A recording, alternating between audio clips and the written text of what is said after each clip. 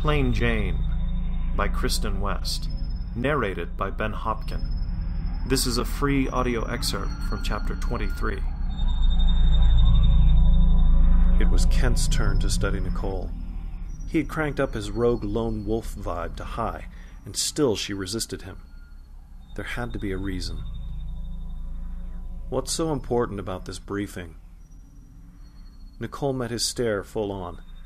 Every once in a while you do need to participate with the department, with your colleagues, with me.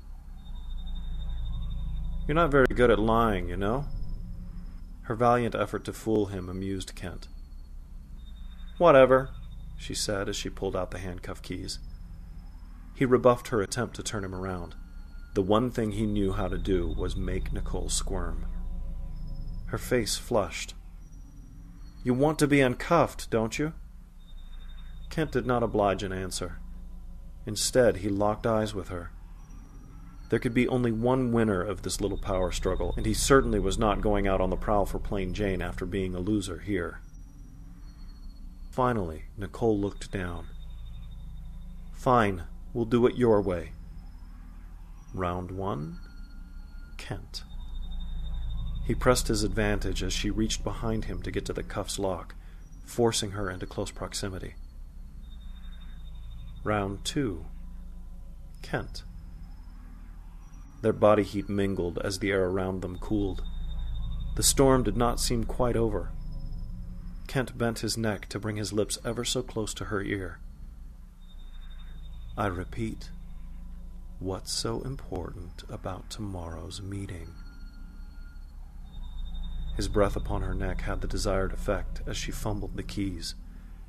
The only way she could unlock the cuffs now was to lean into him, force their bodies together.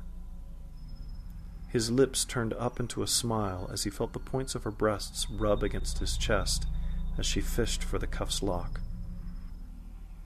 Round 3, Kent. Husky, he moved her hair back from her face with his chin, rubbing stubble across her cheek. You always were better at putting them on than taking them off, weren't you? The top of Nicole's ear turned a bright red as her breath came at a quicker and quicker pace. Obviously, she remembered the nights he referred to as well as he did. Leveraging her flustered state, Kent made his move. He grabbed her hands and, with a sudden shift of his weight, pulled Nicole around, forcing her back against the car. He stood over her, pressing the entire length of their bodies together. Round 4, Kent. He could feel the heat of Nicole's body through her thin silk blouse. Unbidden, his loins stirred. That was not supposed to happen. Round 5, Nicole. Worse, the detective still had the presence of mind to continue working on the cuffs. It would not do to have Nicole less rattled than he was by their close proximity. He had to keep his mind and body focused on why he had cornered her in the first place. Tomorrow's brainstem storming session. Why so important? Nicole could not be deterred, though. She not only ignored his question, but finally got the key in the lock. There was an audible click. When she tried to pull her arms from around him, Kent resolved not to be outdone this night. Flicking the metal from his wrist, he grabbed Nicole's soft wrists before she could squirm free. With practice only gotten from a certain amount of illegal activities, Kent closed the cuffs around her wrists.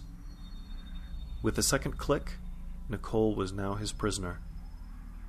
TKO. Kent.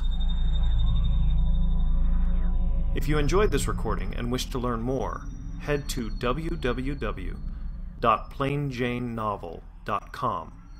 Or if you would like to read over 25% of the book for free, go to www.smashwords.com and type Kristen West into the search bar. Thank you for listening, and if you're an author that would like a book trailer or an audio excerpt like the one you just heard, contact www.ztspromotions.com.